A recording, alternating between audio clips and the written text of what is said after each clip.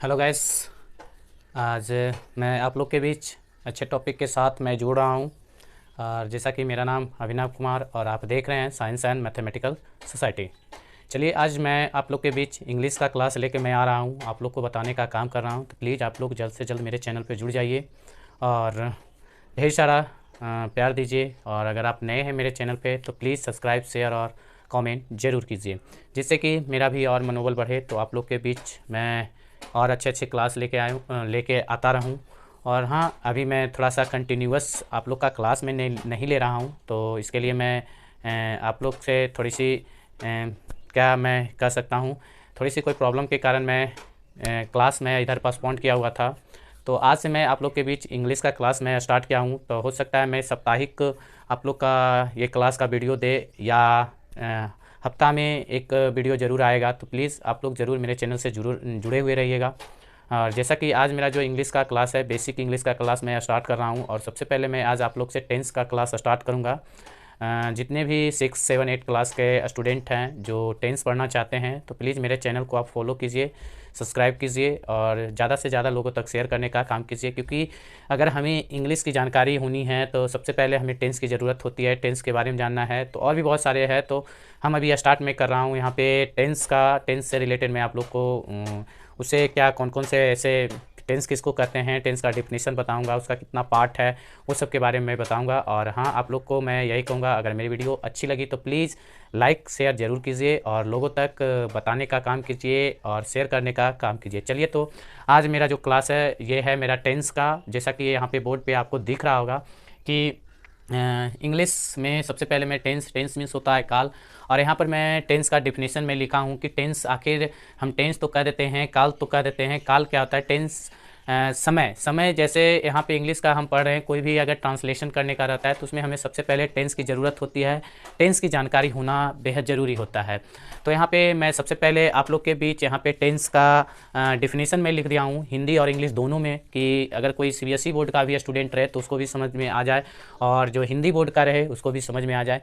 तो चलिए, यहाँ पे मैं लिखा हूँ कि टेंस से क्रिया का कोई रूप अथवा दो या दो से अधिक रूपों के संगठन का बोध होता है, जिसका प्रयोग किसी कार्य व्यापार के होने का समय दर्शाने में होता है। मतलब कहने का है कि कोई अगर काम हो तो उसको दर्शाने का कि हाँ कौन सा टेंस में काम कर रहा है, किस स्थिति में व्यापार जो काम हो रहा है उसका बोध कराने के लिए, समय का बोध कराने के लिए हम टेंस को पढ़ते हैं, टेंस की जानकारी लेते हैं कि कौन सा टेंस में है, ये वाक्य किस टेंस का कहा जा रहा है, इसको कैसे हम पढ़ेंगे, कैसे हम जानेंगे। तो वही यहाँ पे बताया। और इंग्लिश में बोला है कि the tense stand for a verb forms a series of verb forms use to express a time relation. तो यहाँ पे समय दर्शाने के लिए, समय रिलेशन करने के लिए हम टेंस को पढ़ते हैं और टेंस को जानते हैं। तो प्लीज़ आप लोग इसे ज़रूर नोट कीजिएगा। अगर कोई डिफिनीशन पूछे टेंस किसको कहते हैं तो आप इसे बता सकते हैं कि टेंस से क्रिया का कोई रूप अथवा दो या दो से अधिक रूपों के संगठन का बोध होता है, जिसका प्रयोग किसी कार्य व्यापार के होने का समय दर्शाने में होता है, उसे हम टेंस कहते हैं, काल कहते हैं, समय कहते हैं। The tense stand for a verb forms of और a series of a verb forms use to express a time relation. चलिए, तो ये अभी मैं अगर कोई भी चीज़ की जानकारी लेना है तो सबसे पहले उसके बारे में जानना है, उसका डिफिनीशन क्या होता है, उसका परिभाषा क्या होता है। अगर वो हमें पता हो जाता है कि हाँ क्या पढ़ रहे हैं, क्या चीज़ की जानकारी ले रहे हैं, तो सबसे पहले उसका बेसिक जो होता है उसको हमें जानकारी होनी चाहिए, तभी हम आगे बढ़ सकते हैं, जान सकते हैं। चलिए, मैं अब इसका बात करूँगा कि टेंस के कितने प्रकार होते हैं, कितने भेद होते हैं, कितने भागों में बांटा गया है, उसके बारे में।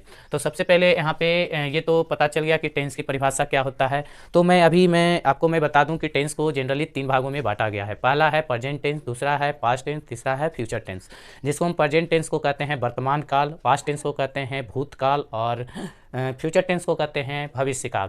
तो हमारा टेंस 3 कालों में चलता है। जितने भी समय को दर्शाने के लिए कार्य व्यापार जो हम करते हैं या कोई भी तो उसको टेंस में दर्शाते हैं, तो 3 तरह के टेंस में दर्शाते हैं। पहला प्रेजेंट टेंस, दूसरा पास्ट टेंस, तीसरा फ्यूचर टेंस। 3 टेंस का मैं बात करूंगा। फिर इसमें सभी का रूपों में बांटा गया है, प्रेजेंट टेंस को भी बांटा गया, पास्ट टेंस को भी बांटा गया और फ्यूचर टेंस को भी बांटा गया। तो हम सबसे पहले अभी मैं आप लोग को जो डिफिनीशन और उसका प्रकार जो होता है वो मैं बताऊंगा, एक एक करके मैं बताऊंगा, फार्मूला के साथ बताऊंगा बताऊंगा, और उसमें जो कैसे ट्रांसलेट किया जाता है उसको मैं एक एक उदाहरण, दो दो उदाहरण लेके मैं आप लोग को समझाने का काम करूंगा, बताने का काम करूंगा कि आप इसे ईजी में समझ जाएं, ईजी में बना लें, ईजी में कहीं भी ट्रांसलेट करने की बात आए तो उसको आप आसानी से हल कर दें। चलिए, तो यहाँ पे मैं इसको इरेज करता हूँ, और इरेज करके मैं बात करूँगा कि कितने इसके टाइप होते हैं उसका मैं बात करूँगा, और किस किस कैसे इसको दर्शाते हैं, किस तरह से दर्शाते हैं। तो सबसे पहले जानिए कि टेंस का अंग्रेजी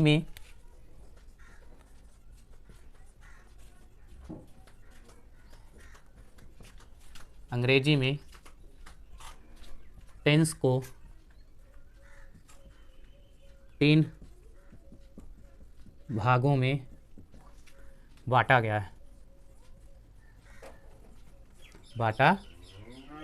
है, जो कि पहला है प्रेजेंट टेंस, जिसको हम बोलते हैं वर्तमान काल।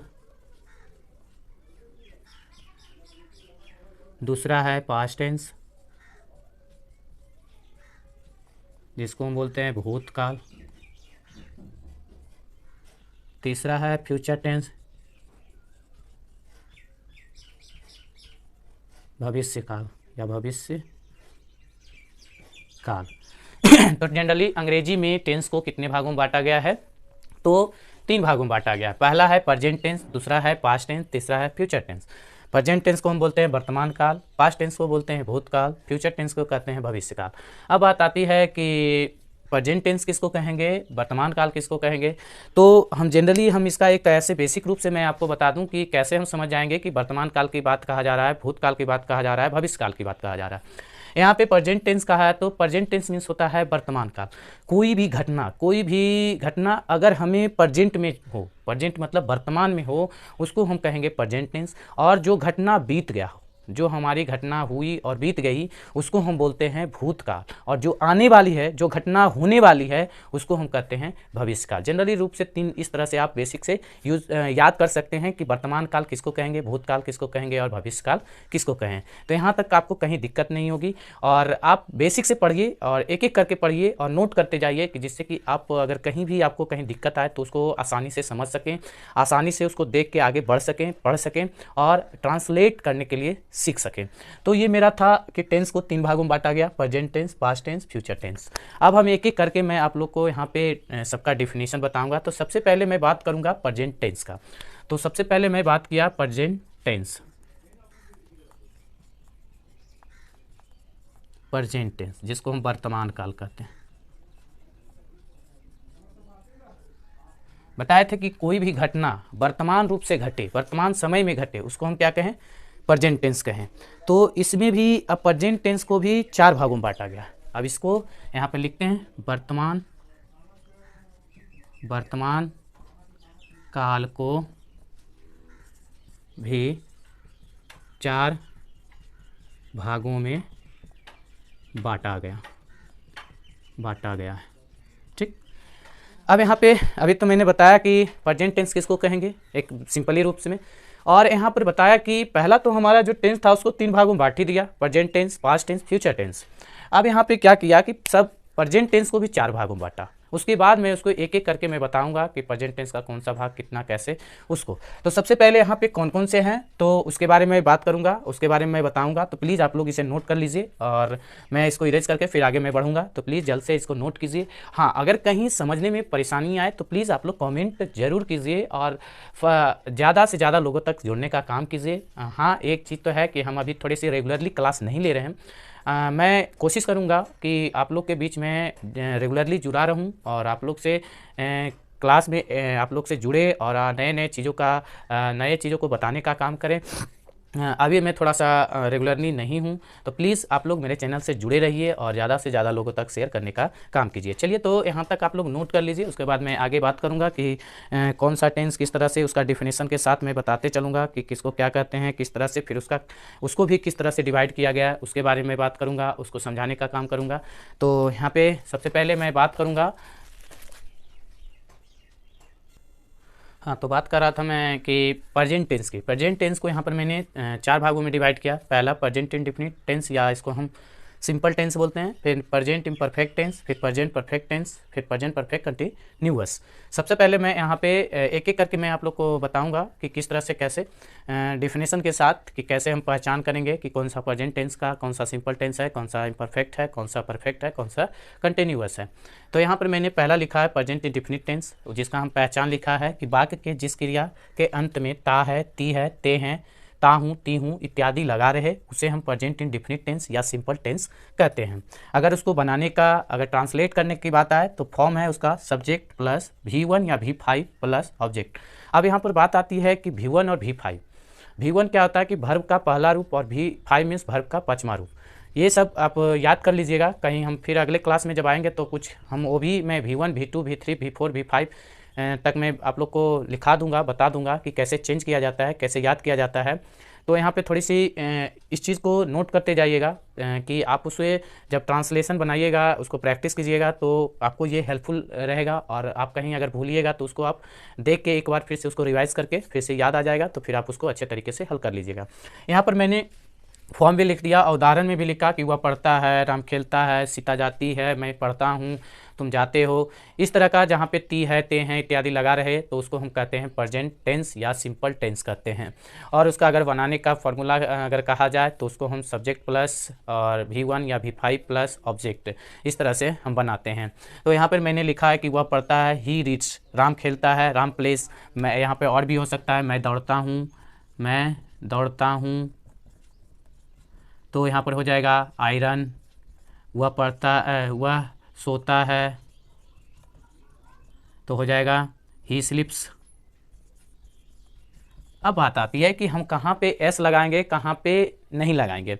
तो याद रखिएगा कि जहाँ पे फर्स्ट पर्सन और सेकेंड पर्सन रहे वहाँ पे मैं V1 का प्रयोग करूँगा, और थर्ड पर्सन अगर रहे, थर्ड पर्सन जैसे हम फर्स्ट पर्सन की बात करें तो आई सिंगुलर नंबर और प्लूरल नंबर में देखें तो आई फर्स्ट पर्सन में अगर कहा जाए सिंगुलर में आई वो, और बी ये हो जाएगा हमारा प्लूरल। तो उसी तरह से यू और यू है, फिर थर्ड पर्सन में आ जाइए ही, सी, इट, और प्लूरल में दे। तो थर्ड पर्सन के सिंगुलर नंबर में हम यस या ईएस का प्रयोग करते हैं, जबकि प्लूरल नंबर में नहीं करते हैं। एक वचन में हम यस या ईएस का प्रयोग करेंगे, वो भी थर्ड पर्सन के, जिसमें ही, सी, इट या कोई एक नाम रहेगा तो उसमें हम यस या ईएस का प्रयोग करते हैं। वर्ब 5 का रूल यही कहता है, जिसमें यस या ईएस लगा रहे उसको हम कहते हैं वर्ब का पांचवा रूप कहते हैं, क्रिया का पांचवा रूप कहते हैं। तो यहाँ पे मैं एक, अब इसमें क्या है कि इसमें भी बहुत सारे टेंस सेंटेंस होते हैं। मतलब ये पहला तो प्रेजेंट इंडेफिनिट टेंस के एक मैंने बताया कि सिंपल टेंस है, सिंपल सेंटेंस है। अब इसमें भी सेंटेंस चेंज होती है, निगेटिव सेंटेंस आती है, फिर इंटरोगेटिव सेंटेंस आती है, फिर वाई मीनिंग आता है।